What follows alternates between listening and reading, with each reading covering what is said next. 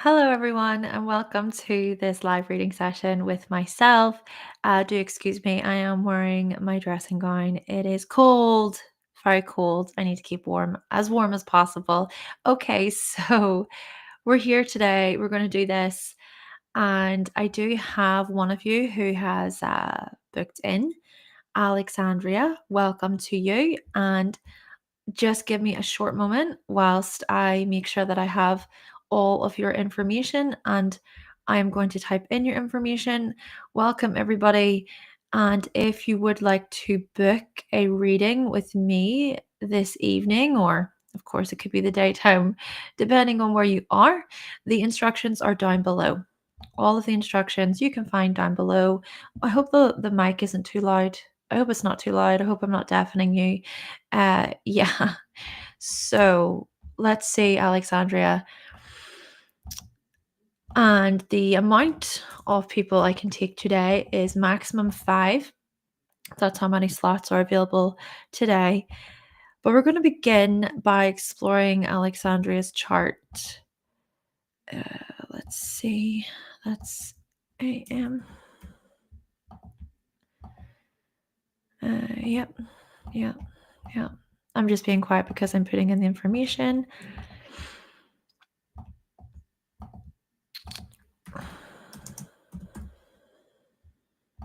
Okay. Double check, double check, double check. Okay, awesome. Yep. Yeah.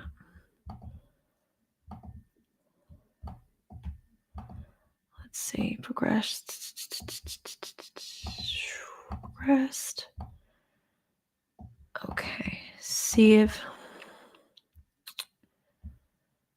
Birth charts, live readings. Live bum bum. But I'm just getting all the information I need. Dun dun dun.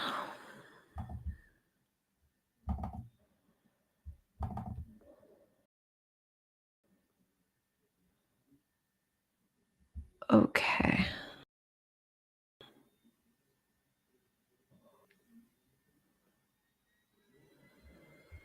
Come on. It's just loading at the minute, so it's definitely taking a bit longer than usual. Come on now. I need to edit this.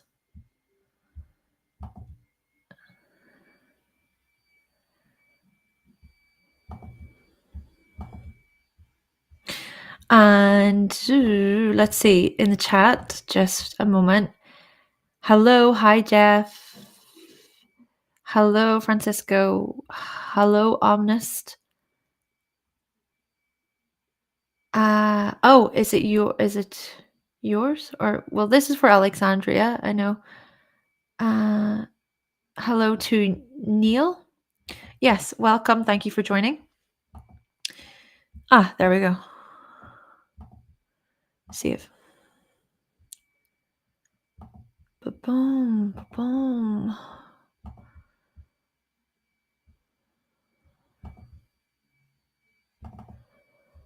Okay.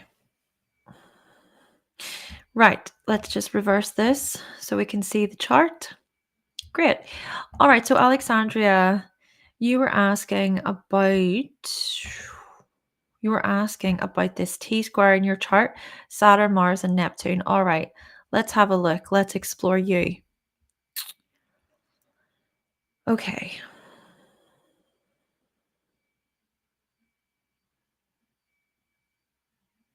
Okay, let's try and discuss this a little bit. Firstly, I want to think about how Sun and Saturn are conjunct in the 5th house in Taurus.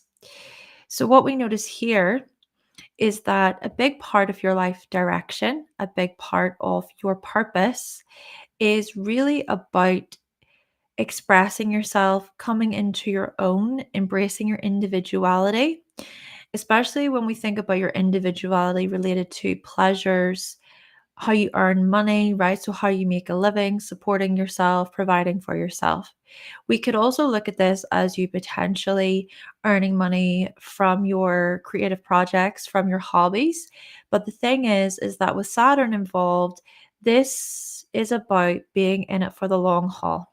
Think about how you've got a Capricorn rising, okay? So, Capricorn on the rising, this means that Saturn is the chart ruler. So, Saturn can really explain your life path.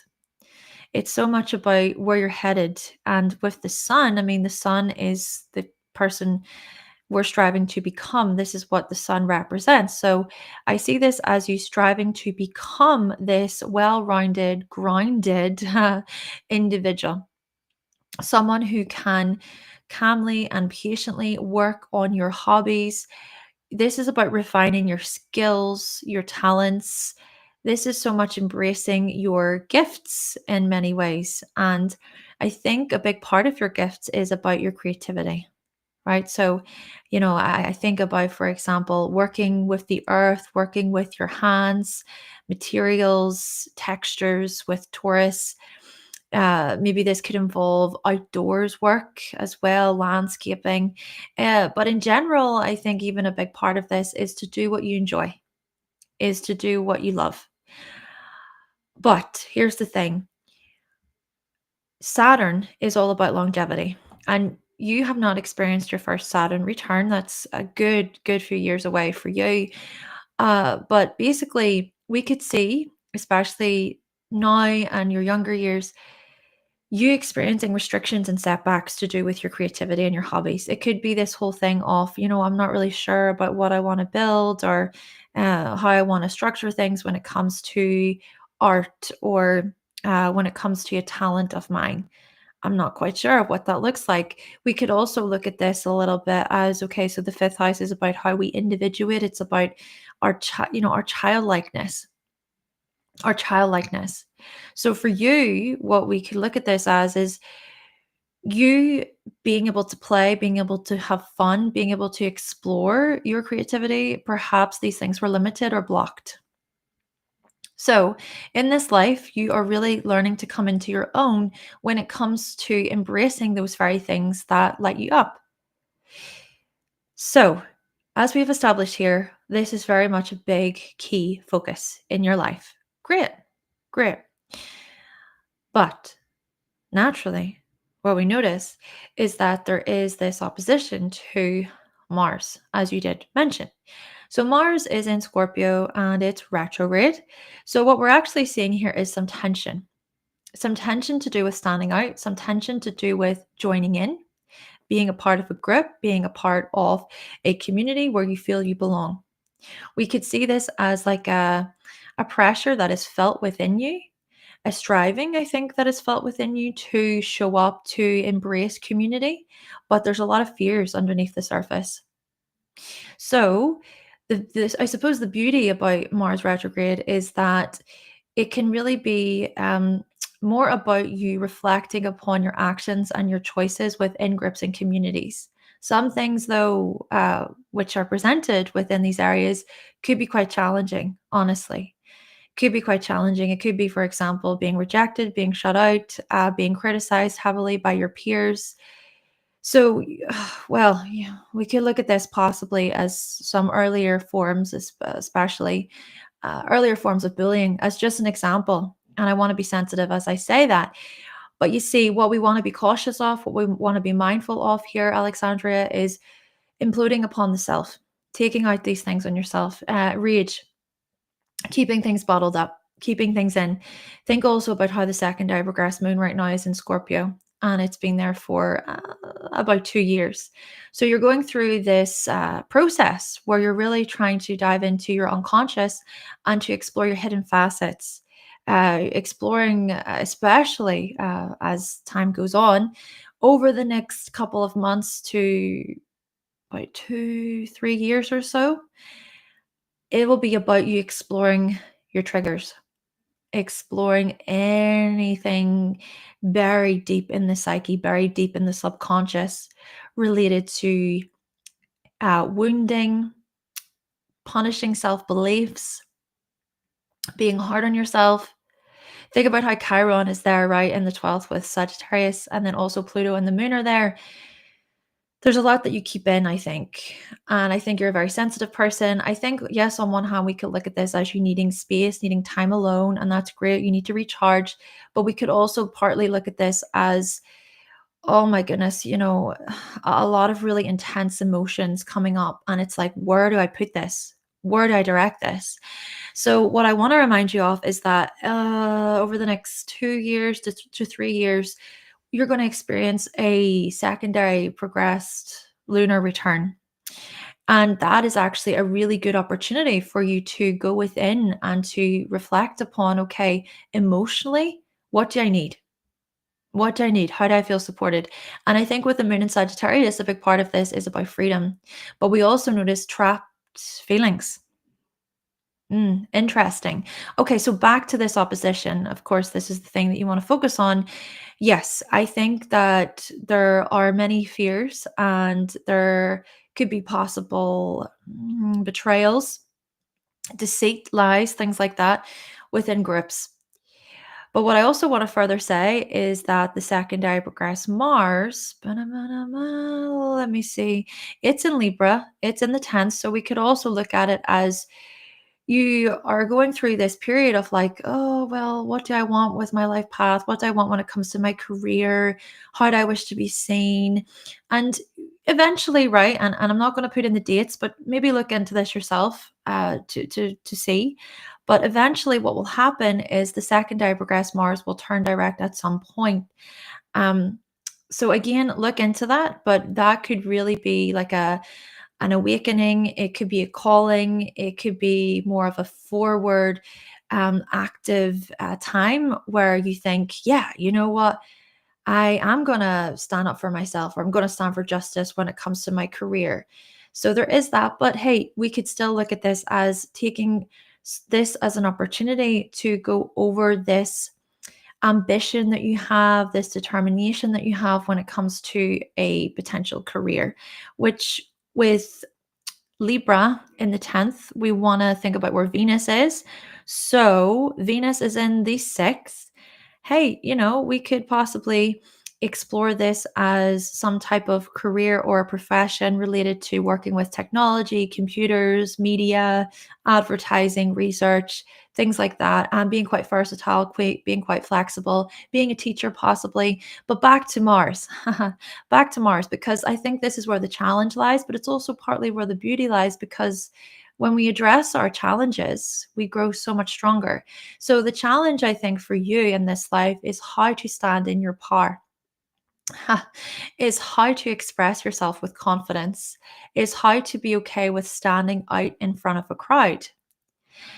So, this is where we see the tension in a way between Saturn and Mars. But let's then throw in Neptune. So Neptune is making a square to Mars and a square to Saturn. And Neptune is sort of acting, well, it can act as a place of overcompensating. So what we could see this as is, okay, you overcompensating for any fears or setbacks or resistances that you experience between you and others, right? You versus the group, your individuality versus the collective's identity. So any conflicts you experience within these areas, you could overcompensate by escaping, by burying your head in the sand, by giving into a lot of overspending. Maybe this could be this sort of detached way of doing it, maybe isolating yourself, or perhaps we could look at this as distancing yourself strongly from others, and feeling like you need to really be at odds with others, or like you need to give in to your own addictive tendencies. There could be some struggles or issues with addictive tendencies here, maybe becoming overwhelmed. And maybe a part of it is because it's difficult to face the reality of a situation. Okay, we sort of consider that Saturn square to Neptune, which is actually stronger, right? That square within itself is stronger than the opposition to Mars. But yeah, there could be something here about facing the harsh realities of times whenever you didn't express yourself, or you haven't expressed yourself, or times whenever you've been let down by other people for expressing yourself. So we want to maybe think about this tenderness, this compassion, this gentleness with Neptune to soothe, to self soothe, to think about your self worth, and to allow yourself to actually grow when it comes to self discovery, when it comes to the things that you enjoy. Maybe a big part of this is your uniqueness, embracing the things that you value, which are considered unique. Maybe we could look at this partly as with Uranus making the square to the sun.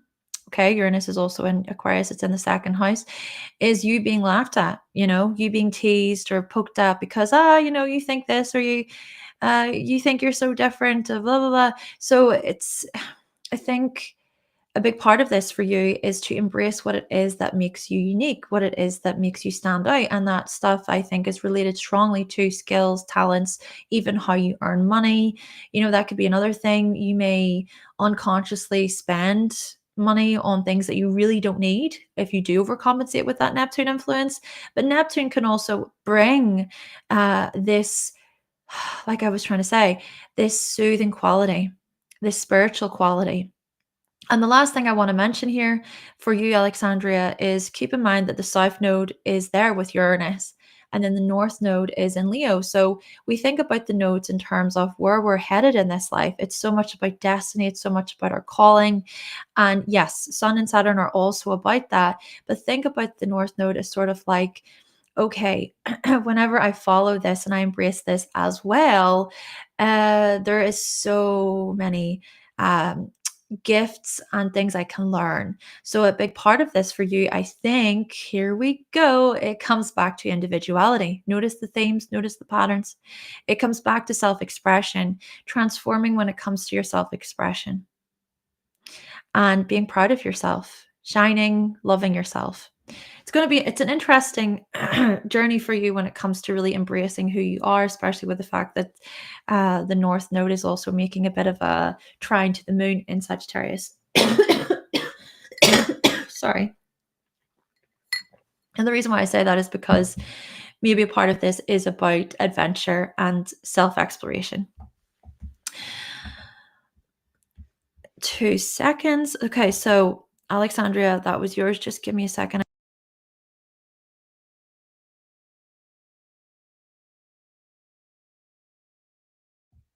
Okay. Oh, okay. So that was you, Alexandria. Okay, I've got it. Got it. Got it. Got it. Okay. So binge eating, you're saying there. Yeah. Well, I wish you all the best and thank you so much for booking with me today. I really hope that you find it to be helpful. That is the most important thing. Wow. Okay. Yeah, I'm reading more.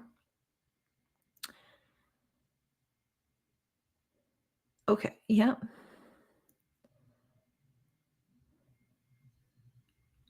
Thank you so much for sharing.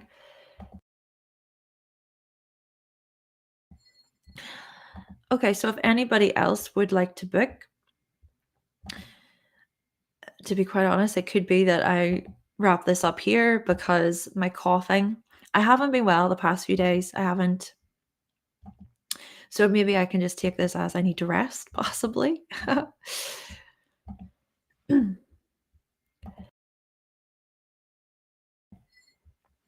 But yes, if anybody else wants to book, I'll give it about 5 minutes.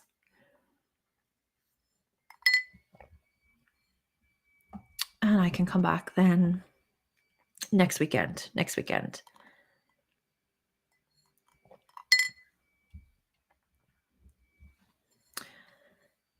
Yeah, I just haven't been feeling well the past few days. I'm getting over a bit of a flu, but we carry on. We carry on.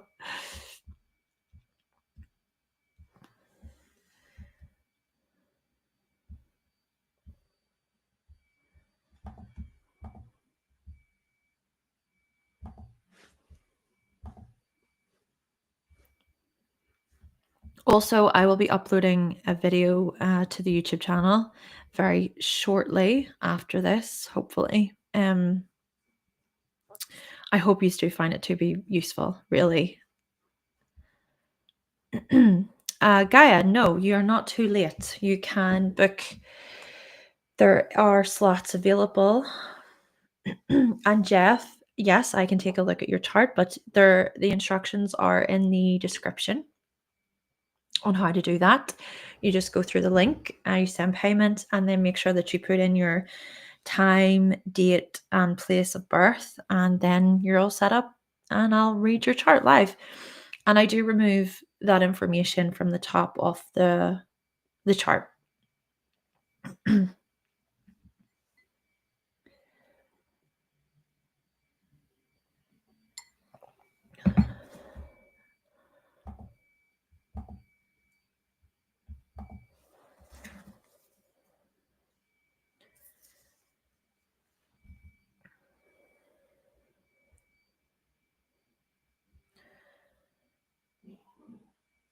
Okay.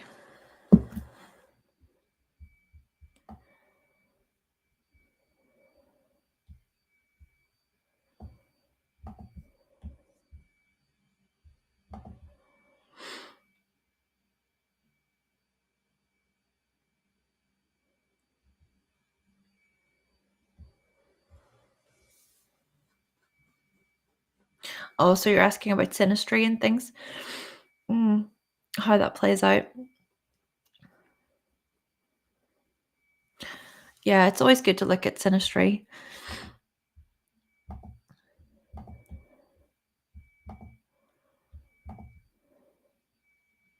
Can be quite interesting as well because you can see how your relationship evolves over time. Yes, I actually offer a synastry reading on my website. So I can take a look at synastry and composite charts as well. So whenever you combine both of the charts together, what's the energy like between the two people involved? Oh, great. Okay, Gaia. Amazing. Thank you so much. Okay. Hold on a second. Gaia, do you go under any what name do you go under on PayPal?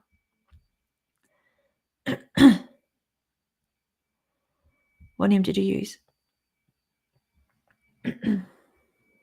Yes, feel free. You can also email it to me if you don't want people seeing the information. It's completely up to you. My email is hannahselsewhere@outlook.com.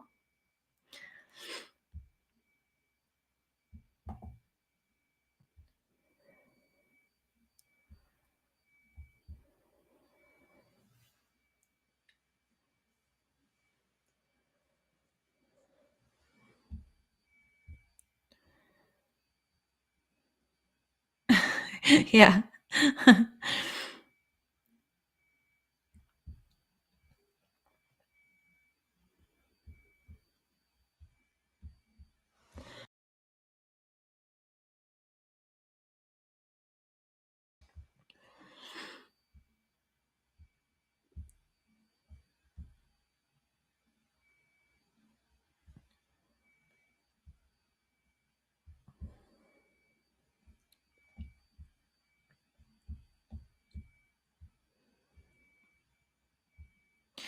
Oh, you want to see my chart?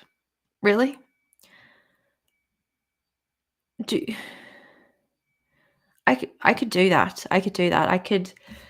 I could present my chart if you want and I can read it and kind of explain it and then maybe that could even help in some way to help even with learning charts yourselves. But Gaia, I'm not sure. Are you emailing me your info or are you putting it in the chat? Oh, amazing. Yes, got that. Great. Thank you for confirming your PayPal name. And let me see. Hi, Synergy. Yes, yes. What was yes, yes to? Sorry, confirm, please.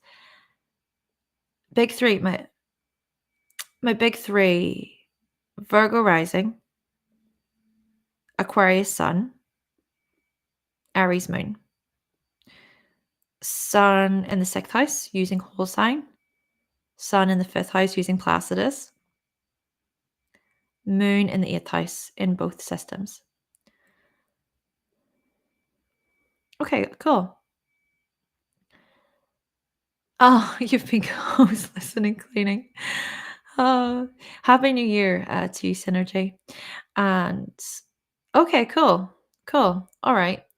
Well, let's explore Gaia's and then we could possibly look into that. So that'd be cool. All right, I'm just gonna get Gaia's info and put it into my system. Thank you, Gaia. All right.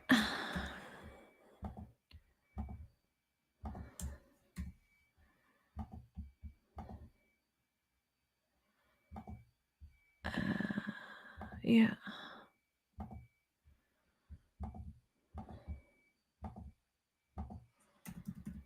And also, hold on. Yeah, got that right. Got that right.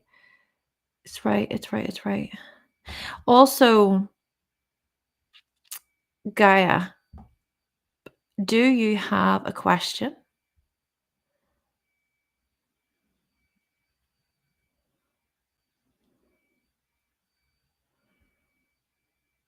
Uh, oh, milk with garlic boiled in it. Honey. Yes, honey. I've heard honey's really good. Do you know what? That's a really good suggestion. I'm going to have a cup of tea before bed and I'm going to put 2 spoons of honey in it. Thank you. Okay. So let me just continue on. I've got all your information. Great, Gaia. Let's do this. Let's do this.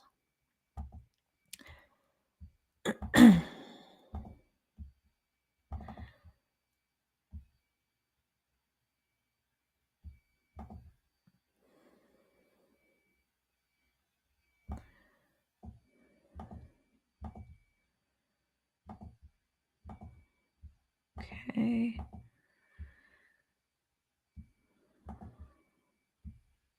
Okay, go here, go here, go here.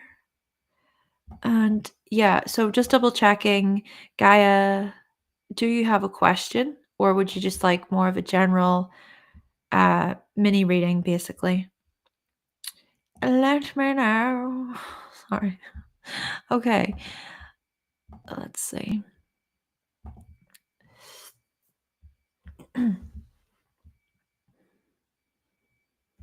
All right. This is your chart.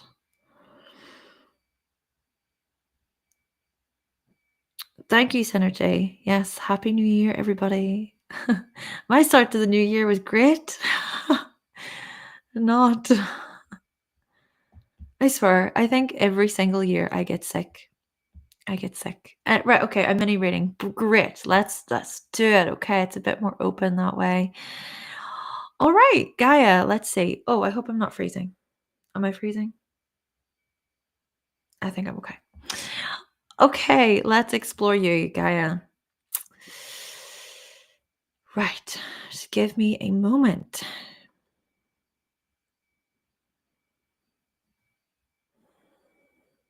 Oh, transits. Let's get transits for this.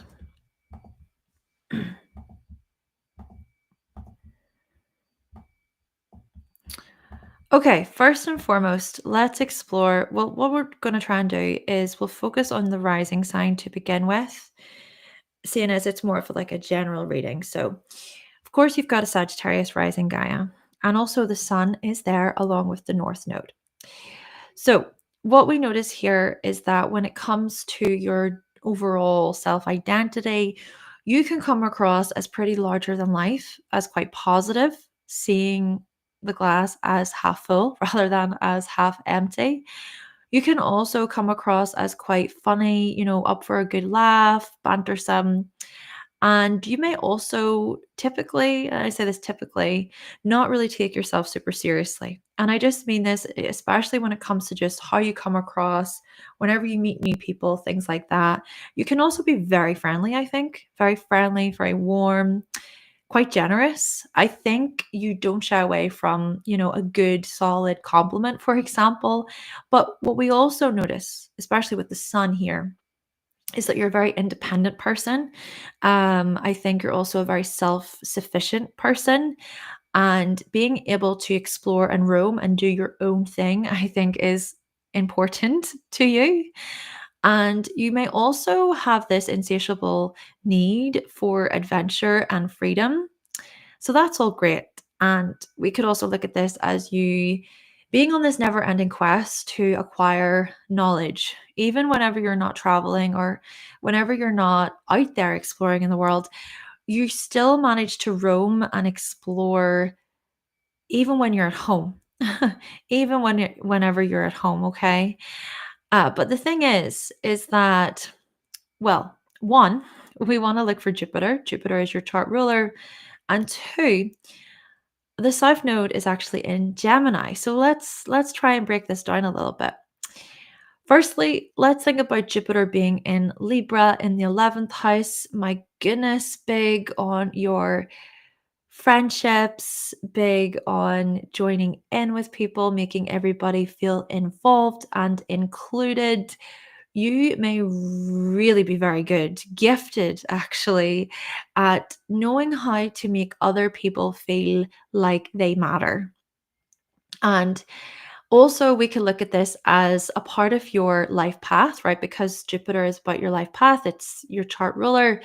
A part of your life path being tied to mentoring or lecturing, teaching, gathering with like minds, starting a club, starting a community. Yes. And you may find that if you do this, right, if you maybe desire to start a club and it's quite a harmonious club, or it's a club where intellectual discussions are happening, you may find that that club is quite successful, or that doors open, opportunities seem to open. But you're also big on justice, I think. So you could even be the mediator within your friend group, for example. You could be this person who stands for justice, especially from a lens of freedom within groups and teams, even thinking about, the nation or the country that you're a part of. And we think about collective aims and visions with the 11th house. You may be big into like making a difference. And think also about how the 11th house is about our future hopes and dreams. So maybe a big part of your life's trajectory here, Gaia, is that of really finding a community, finding a place in the world where it feels like you can relate to other people. It feels like you can be really involved, and that there is this peace. It's about peace and harmony and togetherness, really banding together with like minds. Hey, you know what, we could also look at this as marriage being a big part of your life path, or finding the one, so to speak. Or this could just be about partnerships, relationships in general, and how you make these things a big priority in your life. And you may actually be very gifted, skilled at showing up within partnerships and relationships in such a way where you consider both sides. Okay, then we look to the South Node in Gemini. And the South Node in Gemini, where is it? It's in the seventh house of relationships and partnerships. So, what we can look at this as is you actually being quite gifted at being able to uh, approach relationships in this pretty engaging and articulate way.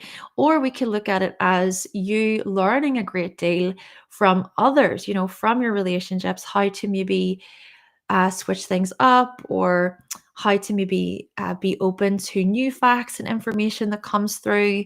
We could also look at this as you being just in general quite a chatty person, quite a chatty, sociable person, and creative as well, needing even this opportunity to dabble, to switch things up, to try new things. But you see, the North Node then is in Sagittarius. And the North Node in Sagittarius says, okay, we get that you have maybe this curious mind, and you're quite fascinated in people and different subjects. Variety is the spice of life here. But how can you maybe align with greater understanding? How can you expand things wider, bigger? And it's supported, this trajectory, if you will, is kind of supported by the sun. It's supported by this desire to want to shine or think about your independence and your individuality. We could even look at this as the comfort zone for you with the South Node being that, okay, you may be so caught up in other people. We can look at this as potential codependency issues, potentially depending on others to speak for you at times, almost like there's a subconscious part of you that's looking for other people to tell you what to think or to tell you what to learn about. And this could maybe create within you a little bit of indecision. But you see, this again, this is where the North Node in the first house comes in. And a big part of this then is about you going on this journey of self discovery and coming at things from a place of the bigger picture. Let me explore the bigger picture. Let me explore how all these different things I hear about and I learn about, how they maybe connect in a wider network. And then we connect that in a little bit more, I think, with Jupiter in the 11th. And maybe a big part of this is about widening your scope. So that's really exciting in many ways, I think. But then we also notice that Mercury, so how you think, how you communicate, is conjunct Pluto in the 12th. So in actuality, whilst yes, your self expression could be that of being quite positive and hopeful and warm and generous, as I was saying, there's a lot within the mind. And there may be certain things that you don't talk about. We can look at this as greater privacy. We can look at this as possible trust issues or needing to keep certain people away, maybe because of shady behaviors in the past or because of some turbulence that you experienced. It could be a certain trauma that happened whilst you were growing up, and maybe such traumas are somehow related to a previous partner. It could be a relationship, it could be someone that you dated, for instance, and that would just be one example. And when I talk about this, of course, I want to show sensitivity. But yes, this is where we notice that there is a lot that you can bottle up and keep to yourself.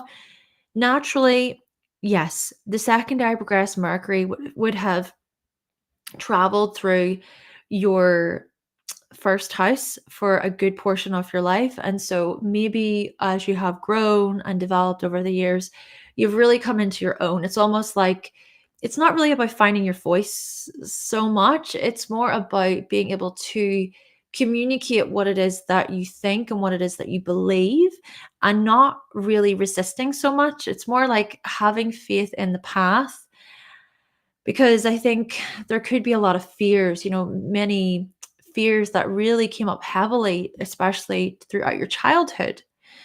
Then we also want to think about, and I hope I'm not going on too long here, but we want to think about the moon. So the moon is in Taurus. And so the moon is really about what you need. It's about your security. It's your inner world. It's about your emotions. It's a very sensitive and personal and private part of you.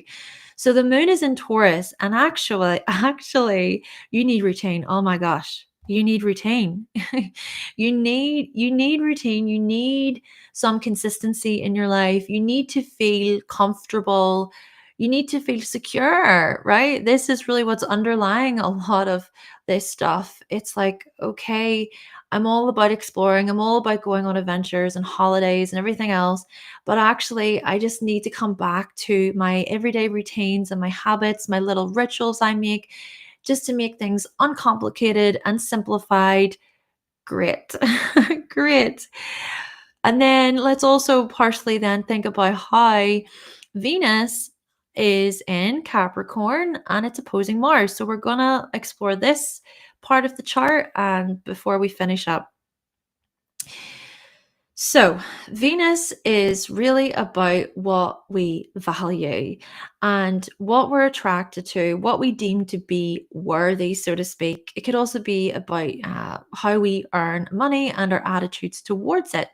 So, Venus being here in Capricorn in the second suggests to me that you are, well, on one hand, we can look at this as you being very ambitious, a bit of a go getter when it comes to your finances and your resources. You really want to establish yourself. But we also could look at this as you being quite a essential person. Maybe it's important to you to connect with the earth often, to get out into nature often. You value just being close to nature in this way.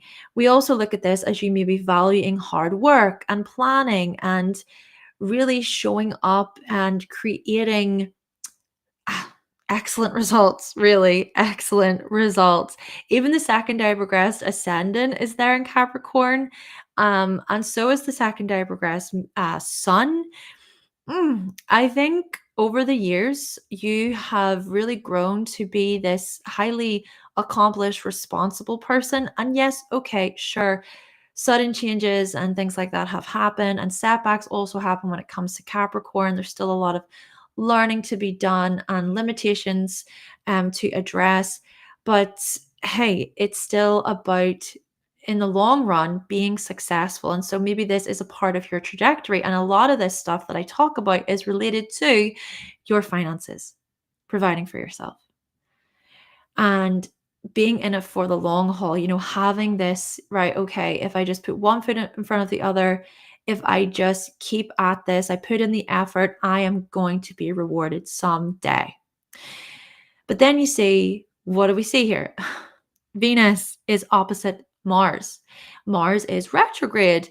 Where is Mars right now in the stars? Mars, well, tomorrow, Mars is going to come into Cancer, the Mars retrograde. And an interesting thing is going to happen for you because this Mars retrograde is going to connect in with your natal Mars retrograde. So, this to me is going to feel like this intense push, like an intense push to maybe really try to address within yourself what the heck is holding me back. Why am I giving in to the same repetitive, especially emotional repetitive habits and behaviors? Mars is in the eighth house, right? The eighth house is so much about, yes, it's about transformation, but those transformations are sort of looked at because it's like, well, what am I repressing? What am I denying? What am I not seeing within myself? And maybe a part of this is hidden, this hidden part of you. So it's almost like a big part of you is keeping yourself back. And this is unconscious. I just want to say it's almost like you getting in your own way. It's almost like your fears are the things that hold you back. And this is interesting because Mars connects with Pluto. Like we were saying, we were talking about Mercury, we were talking about Pluto with the conjunction. There's the trine between these planets and Mars. So Mars retrograde over the next couple of weeks, well, couple of days, couple of weeks, as it really starts to connect with Mars retrograde in your chart.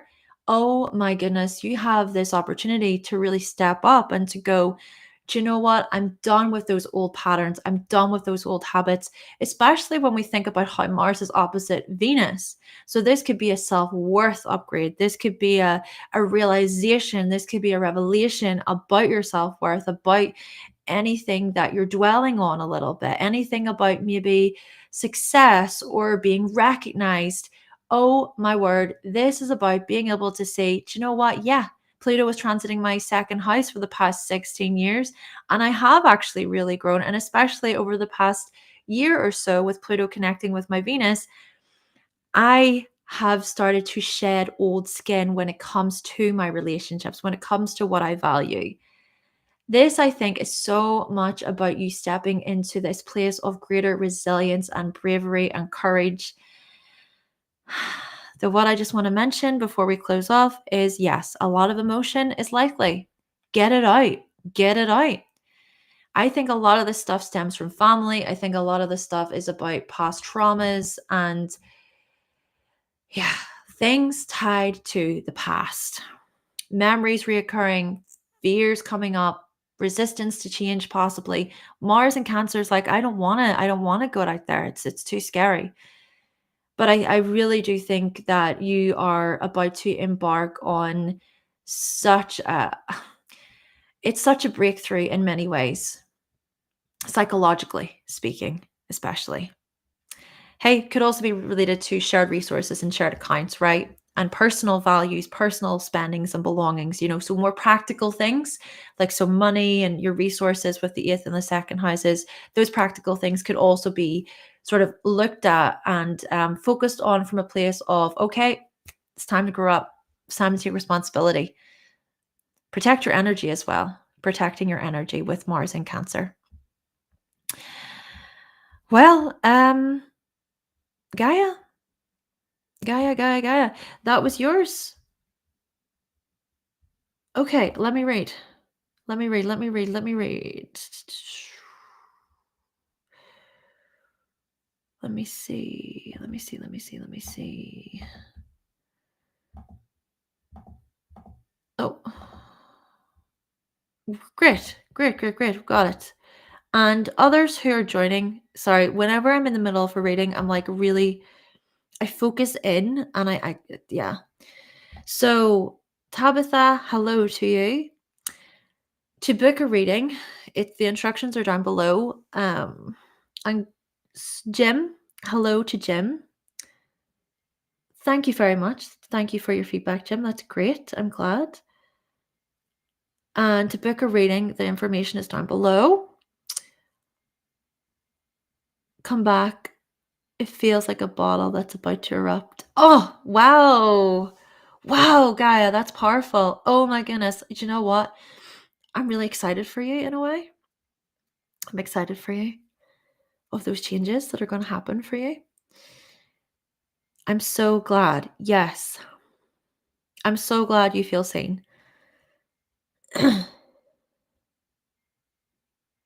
Okay. Well, some of you are wanting to know about my chart, and I'm not sure if this energy is still there, but what I could do is I can grab my chart and present it, walk you through it a little bit, and maybe that can even help you understand astrology. Let's see. And if anybody does want to book in the meantime, the information is down below. Okay. Go.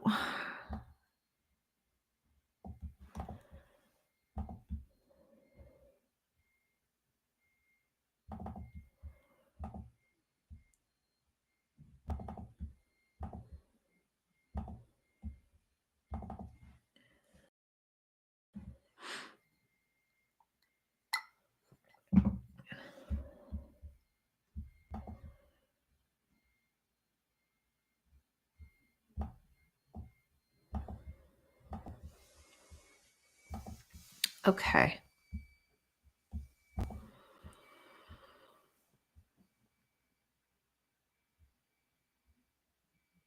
Okay, great. I do.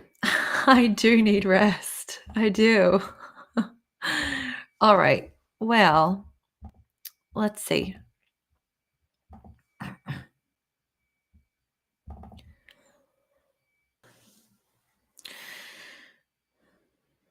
Okay.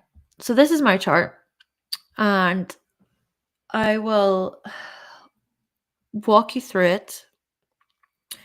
Hopefully, we can look at this as a bit of an educational experience. And I'll try and not take too long to do this. So, firstly, Virgo is on the rising in my chart, and Jupiter is also there. So, with Virgo on the rising, this could indicate that I very much pay attention to details. I can worry about things, I can stress out about things, typically minor things. It's very true about me. And I can especially be like this towards myself, right? Towards my body, because the ascendant is about our physical body, our physical appearance. I will hone in on like tiny little things and criticize or pick myself apart. Something I have worked on over the years, but yes, we can see those themes with Virgo on the rising. Plus, we could also look at this as with my earliest upbringing. So the first house is so much about our earliest development. Growing up, there was a big message of being perfect, okay? Performing really well, doing excellently at school, just getting the good grades, things like that. A lot of this, yes, it was coming from my outside environment, especially parents, but a part of it also was myself, which, to be fair, it was probably because of those outside voices that I internalized them and directed that stuff within. But anyway, there's that. But then also Jupiter. So Jupiter is conjunct the ascendant, and planets that are near the ascendant like that can give us information about our birth. And whenever I was born, the first house that I visited was a pastor's house. Jupiter is about religion. Jupiter also rules my fourth house, Sagittarius there. So because of that, it's quite interesting that that was the first house I went into. You know, it was a religious figure's home. Fourth house is about home, right? And also I come from a family of religious descent, religious figures, basically. My parents, very religious people. So with Jupiter there, we can see that with those influences. But again, with my birth, people prayed for me whenever I was younger because I was born with two holes in my heart. And so, yes, prayer happens. Jupiter is about prayer, it's about religion, etc. Now, the really interesting thing about that is Chiron is in Leo in the 12th house. The 12th house can show us the experiences that we had whilst our mother was pregnant. So, how we were in our mother's womb, essentially. And Leo rules the heart. Chiron is about wounds. So, wounds, heart, yeah, birth. I hope you get where I'm coming from there. So there's that part of the chart. Now, whenever we further look at this, though, let's explore my Sun, Mercury, and Saturn all in Aquarius in the 6th. Right. Firstly, the chart ruler Mercury is in Aquarius. So what we can see from this is that a part of my life path is really about experimenting when it comes to my routines and my schedules. And I do this consistently. Okay, so we think about the 6th house, it's about work, it's about service. And my work and my services, astrology. Okay, Aquarius rules astrology in astrology. Huh?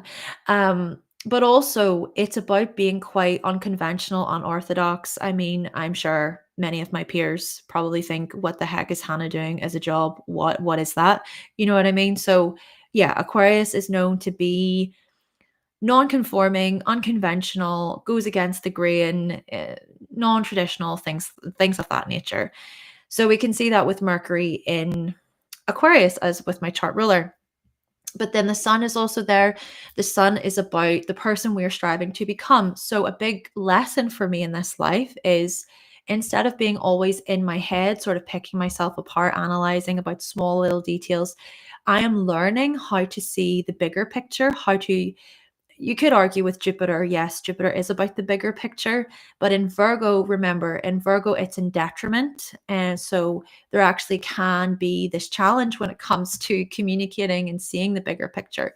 It's not a bad thing. I also think I'm able to hone in on sort of small details and like sort of magnify the small details and then address things practically. But I digress. The point being, the Aquarius influence is more about seeing things from a bird's eye view. Okay. It's almost like being able to see patterns and sequences and how things come together. And that's very, very Aquarius. So that's a big challenge for me within my practice. And it's something that I'm continuously working on and trying to refine, right? The sixth house is about refining our skills and things like that. So big lessons here for me when it comes to these matters.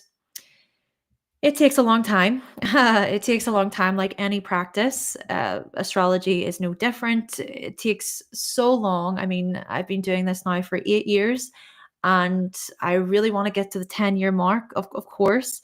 But I kind of look at it as I'm in this for the long haul, really. Saturn, then we bring in Saturn. Saturn is an Aquarius in the sixth, and it is, this is my purpose. I strongly believe that it is. And it's interesting because Pluto is currently in my sixth, right? It's entered into my sixth. And there is a part of me where I'm like, oh my goodness, is it that everything is going to come crashing down when it comes to my astrology business? And, you know, am I not going to get clients anymore? And people don't believe in me? And am I going to get left behind? And Mars is also opposing Pluto right now. And all these fears have been coming up to the surface for me. And yeah, I have those times, I have those moments of self-doubt and like really worrying about my future. And that's also quite Saturnian within itself, I think. With Saturn a little bit mixed in with my Virgo qualities, I can be very critical. I can worry about my successes. I can worry about the long haul if I'm really going to go the extra mile, if you will. But hey, it's also about trying to be humble. It's also about trying to recognize that, yeah, certain things in life are the way they are, and there's only so much that I can control. So there is that. But still, Pluto, I think, has been ushering in these potential fears for me. And I think a big part of it is more of an unconscious journey, but we will see. We will see other things. Hopefully, it's not going to be too eruptive. I can only see as Pluto starts to connect strongly in with my Aquarius placements. But still, with Saturn, it is about being in it for the long haul. With especially during my younger years, I was very unsure about work, very unsure about what I wanted to do long term. I did dabble into the travel and tourism world. I have a degree in travel and tourism. And that's an interesting one because when we think about higher education, Taurus is in my ninth house. And, Taurus is more about practicality and consistency. And so I felt during my course that, yeah, it needs to be a secure position. And then with Jupiter as well, there in Virgo, I have worked abroad. Because today, what happened, we think about this, I reach people from all different areas of the globe, which is actually kind of cool in a way when I think about it now. But yeah, Jupiter can be about reaching wider audiences and travel, but not necessarily, physically traveling, but it's just other destinations basically. So I see this with Jupiter in Virgo too, partially. Okay.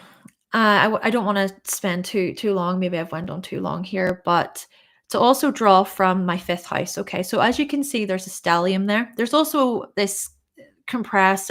I would consider it a stellium, to be honest, in the sixth house as well.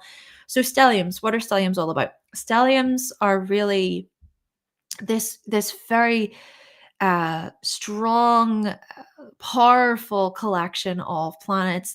And it's almost like there's such focus going into one area of life.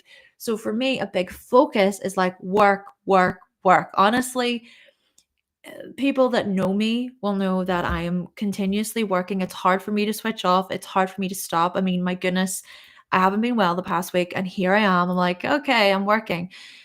And I'm learning, and I know I sound like a massive hypocrite when I say this because I'm literally on here doing the thing that I'm saying about, you know what I mean? But I am learning to try to recognize that it's not all about work. Okay. And it is important for me to rest. It is important for me to go within, go behind the scenes. Leo is in the 12th. But that's the thing. It's interesting. It is interesting because whenever I get into that imaginative state, whenever I'm listening to music, whenever I'm dreaming, whenever I am escaping, so to speak, it's so fun, right? It's like, this is fun for me. I mean, it's just generally it's fun. So I find it hard to stop. I want more because it's generally enjoyable. Now, having said that, there have been periods when it hasn't been fun, and that's maybe where the lesson comes. It's like if it's not fun, you need to stop. You need to stop this because you're going to burn out. So there is that. But then also Chiron in Leo, this suggests a creativity wound. My goodness, I remember I was shunned. I was shunned. I was criticized. I was ridiculed. I was seen as a bit of a freak, to be quite honest, by many people growing up. For being creative, for dancing, for performing. There's a performer within me in many ways. And this brings us back to the fifth house. The fifth house is about performance, entertainment, hobbies, enjoyment. And I've got that stellium there, right? So that's in that's in Capricorn. For me, especially younger years, I didn't have a clue. To be honest, I did dabble into many different things. We kind of see that as well with the midheaven in Gemini, but nothing really, nothing really suited me or fitted well with me. And I did feel this, like, where do I belong here? Where do I fit in here? I'm not really sure. But with the thing about this is with Capricorn, it is about more, long later on in life. It is about maybe finding your passion or your hobby or something you really enjoy a bit later on, for instance. Another manifestation of that, though, could be more about the blockages and the trials and tribulations that I've experienced. My goodness, I've made so many mistakes. So many mistakes. When I think back to when I started, I'm like, I don't even recognize that person. I cringe so bad. So I think with Capricorn, it serves as a reminder that it is about being in it for a long time and you can't cave. Well, you can obviously walk away when you need to walk away. You can pivot, but I do think there's a perseverance when it comes to Capricorn. There's a resilience. There's the part of Capricorn that really wants to walk away and is like, I'm done. I can't because it's too hard. But actually, when you push, you break through a certain blockage, you break through or overcome an obstacle. It is the most, I can't even explain the feeling. It's a really great feeling. Now we mix that in, and I'm just going to finish off on this point. We mix that in with my moon in Aries. What's this? I need action. Like I need space. I need freedom. I would consider myself to be very much ran by my passions. Ran by my passions. Uh, Not necessarily a good thing though. And the squares to Capricorn plus with Saturn there, I think all the Capricorn really reminds me that I need to slow down and it is about being patient. I'm not going to be good at something overnight, for instance. Uh, and so it's a bit of a battle within me, honestly, at times. It can feel like a bit of a battle. Like, you know, I want to jump into a new project, but actually I have to finish this one before I do that. It's been a good opportunity for me to refine that over the years, but it's been interesting for sure. Anyway, so I hope that was somewhat useful. I could honestly, it sounds really bad, but I could talk about myself for a very long time. It sounds really, really selfish and like egocentric, but I could. I could talk about myself with anybody just willing to listen. Uh, I'm joking, okay? Am I? Anyway, so if nobody else is wanting to join, let me see, let me just read here actually. Oh, oh, sorry. I wasn't supposed to do that.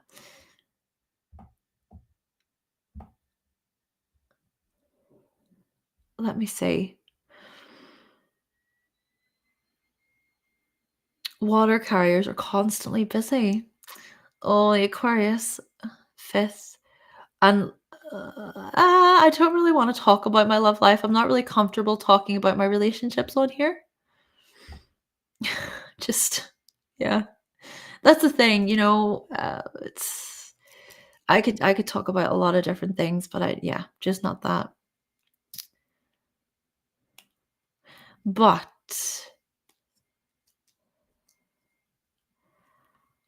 Chiron in the 5th and Cancer, Stellium in the 10th. Well, I hope you enjoyed that. I hope it was somewhat helpful. I don't know. Maybe just interesting. But I'm gonna go now. If nobody else is wanting to book for this one, but that's completely fine, right? We're coming into the new year and I'll be back. Maybe I'll be back. Will I? We'll see. We'll see how we get on, possibly next week. But for now, thank you everybody. And I will catch you. We know ourselves better than anyone else. Yes.